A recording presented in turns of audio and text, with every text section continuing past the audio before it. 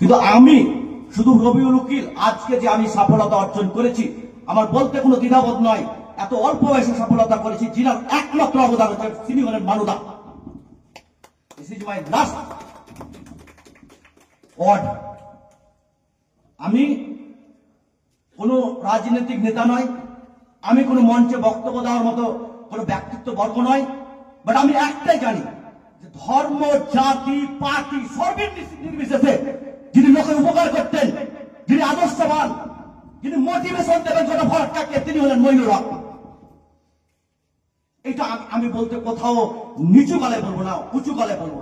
কারণ আজকে যারা বসে আছেন, আমার অবদুর ভাই থেকে, আমার পল্টুদা থেকে, দাসুদা থেকে, লক্ষ্মীদা থেকে, সকলেই জানেন যে মানুদা মানুষকে তৈরি করেছেন, উচ্চ শিখরে নিয়ে যাওয়ার জন্য অনুপ্রেরণা সৃষ্টি করেছেন।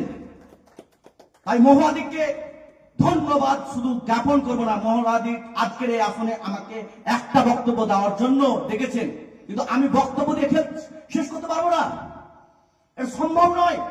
মানুদার কীর্তির কথা যদি বলা যায় তাহলে মিনিমাম কয়েক বছর লাগবে, কেন তিনি 25 বছর বিধায়ক ছিলেন, তার আগে রাজনীতিতে দীর্ঘদিন যাবৎ ছিলেন। সেটা সংক্ষেপে একটা এরকম সভা করে 2-4টা বক্তব্য দিয়ে করা যায় না। তাকে অন্তরে রাখতে গেলে, তাকে ভালোবাসতে গেলে তার জন্য কিছু আমাদের স্মৃতি করা দরকার।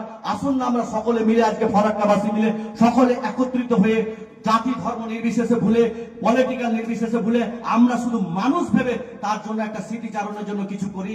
আমাদের বিধায়ক সাহেব রয়েছেন, যেটা বারবার বললেন, সকলেই বললেন, আমি শুধু এটাই বলবো, কেননা মানুদা ছিলেন এমন একটা লোক যে বিভিন্ন, আমি কর্মসূত্রে বিভিন্ন আধিকারিকদের সঙ্গে আলাপ হয়েছে, ফরাক্কা সংঘ যখনই কিছু জিজ্ঞাসা করেছেন, এই ফরাক্কা ব্যারেজ কবে হয়েছে, কিভাবে হয়েছে, ক্যানেলটা কিভাবে হয়েছে, আমি মানুদাকে মনে করতাম ডিকশনারি ফরাক্কা। তাই আমি মানুদাকে শুধু জিজ্ঞাসা করে আমি আধিকারিকদের বলতাম যে এটা স্যার হবে স্যার। তো আসুন সেই মহান ব্যক্তির জন্য, যিনি আমাদের হৃদয় থেকে কোনোদিনও যাবেন না, যতদিন বেঁচে থাকবো আমরা ফরাক্কাবাসী কোনোদিন ভুলতে পারবো না, সেই মানুষটার জন্য আমরা সকলে হাতে হাত লাগিয়ে একত্রিত হয়ে কিছু করি। এটা আর মানুদার জন্য আমি আল্লাহর কাছে দোয়া করি তিনি যেন জান্নাতবাসী হন। এটাই আমার সংক্ষিপ্ত বক্তব্য। ধন্যবাদ।